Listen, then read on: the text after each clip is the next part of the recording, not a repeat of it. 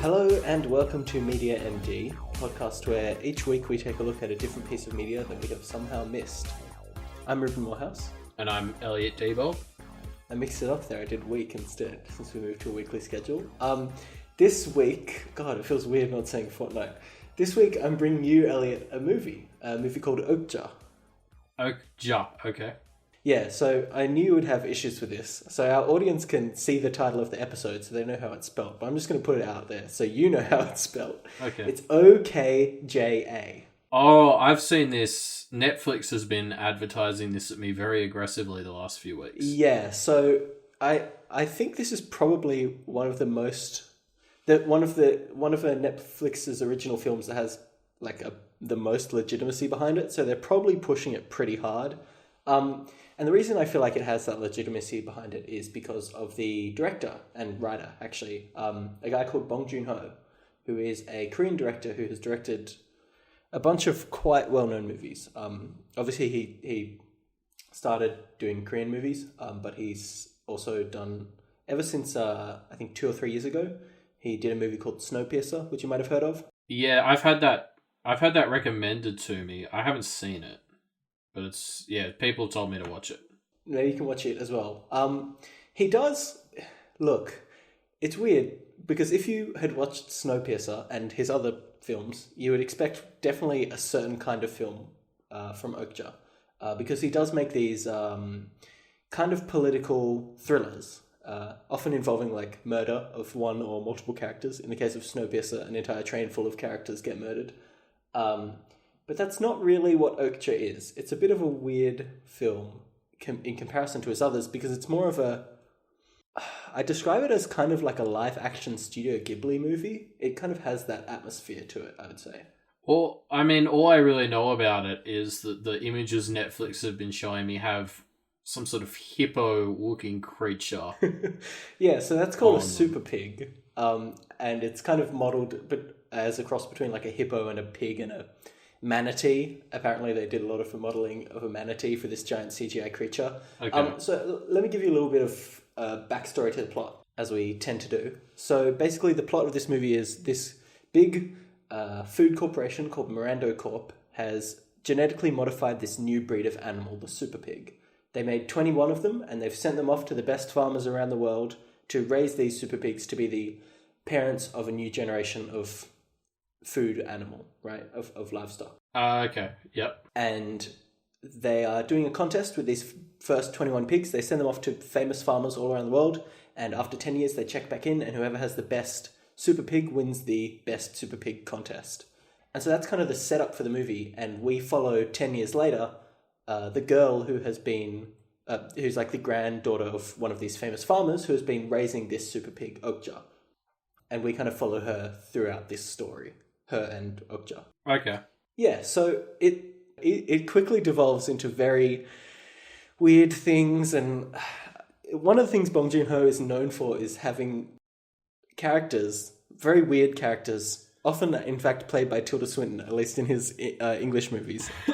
So Snowpiercer has Tilda Swinton as this weird enforcer for this train. I feel like we should talk about Snowpiercer a bit as well, actually, because I think it's interesting to kind of track Bong Joon-ho's career trajectory. I think I've seen 3 of his films now: Snowpiercer, Okja, and a movie that he made called Mother, which is a very not weird film about a boy who's not officially mentally disabled, but you can tell that he's got something going on, and he is suspected of killing a girl, of murdering a girl. And it's about his mother trying to prove his innocence in a Korean town where everyone just kind of thinks that he's guilty and doesn't really give a shit.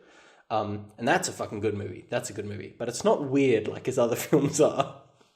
So Snowpiercer, if you don't know, is about a train in the future. There's been this kind of environmental calamity. I think it's global warming. And all of humanity now survives on a train that just goes around in a big loop, picking up snow and somehow has energy to keep going around. Okay. And it's this weird kind of... It's very political because it's got this very environmentalist message, and it's also got this classist message where the rich people live up the front of the train and the poor people live at the back of the train. And it's this journey of this one character, Chris Evans's character, just going from the back of the train where stuff is shit to the front of the train to try and figure out what the fuck is going on and like trying to basically incite a class war. I mean, because that's a fairly standard premise. Yeah, you know, Chris Evans fighting. But I've never seen it set on a train. Oh yeah. So I think that's kind of what separates Bong Joon-ho movies from traditional thrillers or science fiction thrillers, at least his most recent ones. He definitely has a message. He definitely has. You can tell that even though his movies can be a bit of a mixed bag at times, Okja is definitely not a perfect movie. Neither is Snowpiercer, but he has a vision and a message that he's trying to get across, and I think that's really what makes his movies good. He's one of those directors who, even though he's making a thriller that is kind of like, if Michael Bay had made it, it would be a Transformers movie. Because he made it, it is a good, valid movie and enjoyable, you know? Okay. So, we'll go back to Okja for a bit, because I think we've been talking about his other films for a while. Okja, like I said, is not a thriller like a lot of his other movies. It has kind of moments where he slips back into these dark, grim thriller moments, but for most of it, it's about a girl basically trying to reunite herself with her super pig. So she kind of and it's weird because it starts out as this very just a slice of life, a girl and her super pig living on a farm, and that's like the first half an hour or something ridiculous, and then it kind of morphs into this very weird thing where it's kind of a mix of a number of different genres, like a crime movie and a kind of this fairy tale kind of movie that I've been talking about, part coming of age movie. It's strange. It has this kind of mash that I feel like if it didn't have a central core that was pulling it together, it would be a bit of a mess. And it is a bit of a mess of a movie, but it still kind of pulls through it, you know? Yeah, I know what you mean. Yeah, so there's a lot of stuff that I want to talk about the movie that we should probably only talk about after, because this movie is it's got a good plot. That's not super unexpected, doesn't have a lot of twists or anything, but it pulls you along. And so I don't want to spoil it too much for you, and I want to spoil how it resolves, because it resolves, I think, in an interesting way. But okay. I do want to talk about the super pig, because that's one of the things I was researching a lot before doing this episode, was you've probably seen that they have this giant super pig thing, right? Well, yeah, I thought it was like a hippo or something. Yeah. But, I mean, my real question in this situation is this company that sort of hybridized all these animals and created this super pig couldn't also invest, like, $5,000 in a marketing department that could come up with a better name than Super Pig. Well, yeah, it's a good point. But I mean, okay, well, all right, Elliot, let's put you to the test for a second. Yeah. If you had come up with a new factory farmed animal, what would you call it? Well, I'd call it a hipposaurus. Oh, but you really think people would want to eat part of a dinosaur? Yes. I'd pay top dollar for dinosaur meat. What are you talking about? Yeah, all right, okay, maybe that's fair. Yeah, you know what? Now that I'm thinking about it, I feel like Jurassic Park, they went with the least profitable option. Like, opening a dinosaur theme park is like such a crazy move where they could basically just sell factory farmed dinosaurs, and that would be pretty fucking rad. I guess it depends. I mean, because we've gone off on a tangent here, but people don't normally eat like reptile meat. If the dinosaurs are fairly reptilian, maybe it's just not very good. Like, maybe the meat just isn't very good. Yeah. Maybe they tried it and they were like, "Fuck, all right, let's just do the fucking theme park idea." Because people eat crocodile, but not that's true. Often. So I don't know. Yeah, but I feel like humans kind of have this innate desire to conquer the animal kingdoms by eating it. By eating it, yep. Yeah, and actually that kind of ties in pretty well to Okja, because that is one of the core themes of this movie is animal rights. And like I'm assuming one of the things is going to be that like the main character forms an attachment to Okja. Well, yes, and doesn't want it killed or anything for meat, or to have it be forced to make babies that are factory farmed or whatever. Yeah, look, I don't want to get too much into it because I don't want to ruin this movie for you, but it gets it's weird how dark the end of the movie gets. And maybe that's a spoiler, but I don't think it's a spoiler. It just is, I don't know. Anyway, and I'm not just talking about from like a fucking animal ethics perspective. It just, the movie takes a weird turn about like 3/4 of the way through where it gets really violent. Like, it doesn't even last that long. There's just like 3 scenes of like very, very brutal violence all in a row, and then it just kind of puts that away. And that hasn't really happened at the start. At the start, it's kind of like mystical and, like I was saying, a fairy tale, and then it just gets brutally violent for a bit. It's weird. Yeah, so we kind of got off on a weird dinosaur meat tangent, but I wanted to talk about the visual effects for the Super Pig. Yeah, because this is a movie where, I don't know if our listeners, or I don't know if you have, Elliot, if you see the trailer, there's scenes where like the pig is like running through like a crowded shopping mall or whatever, and it like crashes into things, and it's a giant thing, and so it's playing with effects around that. It obviously was a bit of a challenge to like have this giant physical thing that would be able to interact with the object with the real world in a realistic way, but they did it quite well. I was actually.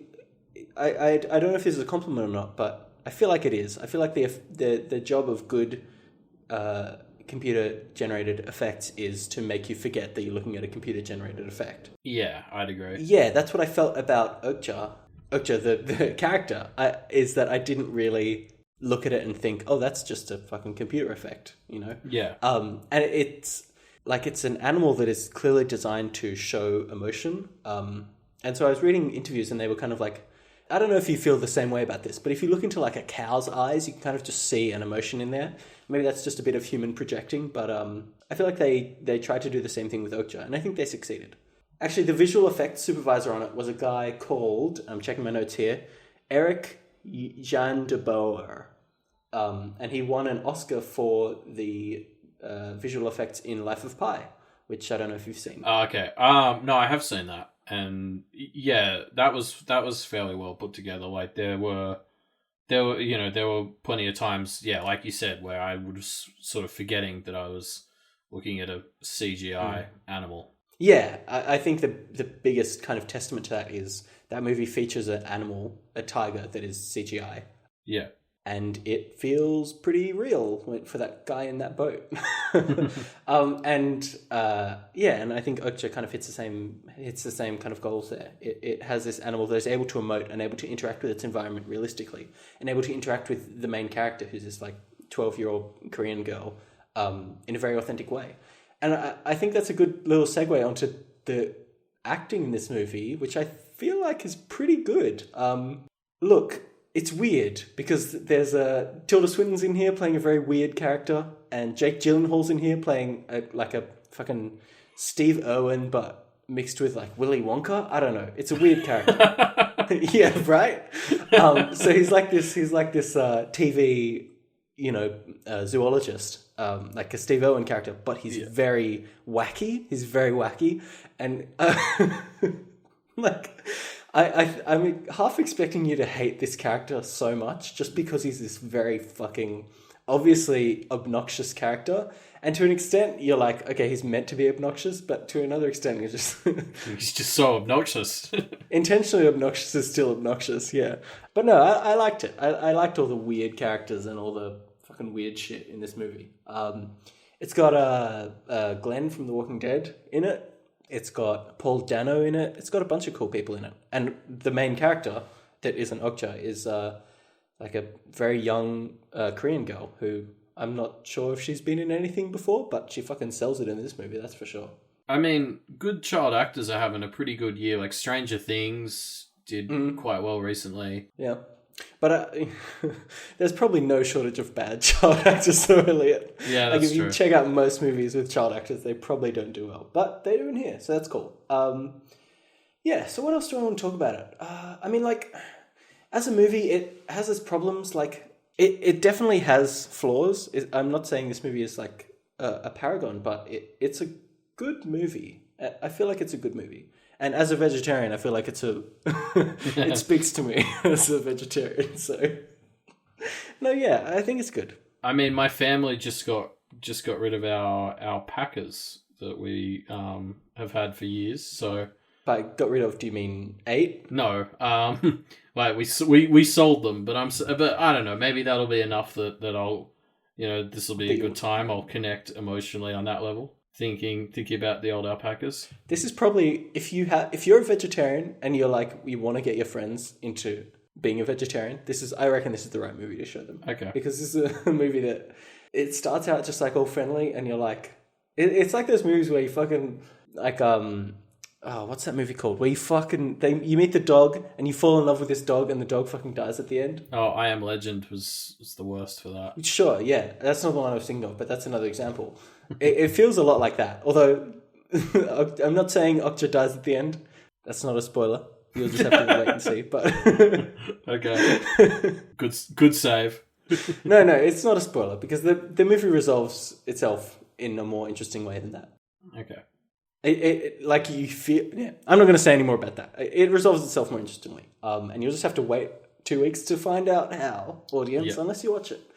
And I guess we can use that as our point to segue into how you should be watching this. So yeah, it's on Netflix, which I'm sure is available in like fucking 99% of countries at the moment. So get on there. And if you're listening to this podcast, you probably already have a Netflix subscription because we talk about TV shows and movies a lot. Yeah, and so if you want to watch Okja along with us, you can watch it on Netflix and head to our subreddit, Media MD Podcast, and there's a discussion thread up there for it. I'll actually be watching a couple of other Bong Joon-ho movies. I might be watching Snowpiercer again, and there's one called Memories of Murder, which I think is meant to be pretty good, so I'm going to check that one out. Elliot, we'll see what you get through. You'll probably finish Okja, and maybe you want to watch Snowpiercer or something as well. Yeah, I think at this point I'll try and aim for Snowpiercer and Okja. All right, cool. Well, yeah, we'll see you guys in 2 weeks to hear about it. Actually, before we head out, should we give them a little teaser of what's going to be happening next week, Elliot? Yeah. Well, so next week we're going to be trying out another one of our off-week formulas that we're sort of experimenting with right now. Mm-hmm. Have we picked a name yet for this? Or look, we did, but it sounds a bit too much like masturbate, so I'm going to go with it. But stay tuned for that. We'll see what that ends up being called. Yeah, but what we're going to be doing is we're going to be doing a little bit of a debate. So let's leave the topic a surprise. Yeah. But it is topical. We'll each be pitching similar media that we disagree on which is better. Yeah, and we'll be talking about it. And we'll be putting to rest once and for all which is better. Mm-hmm. Hopefully. Officially. We're the official source. So check out the subreddit if you want to watch Okja or Snowpiercer or other Bong Joon-ho movies along with us. Or tune in next week when you find out which is better of the two things that we haven't named yet. All right, we'll catch you in a week.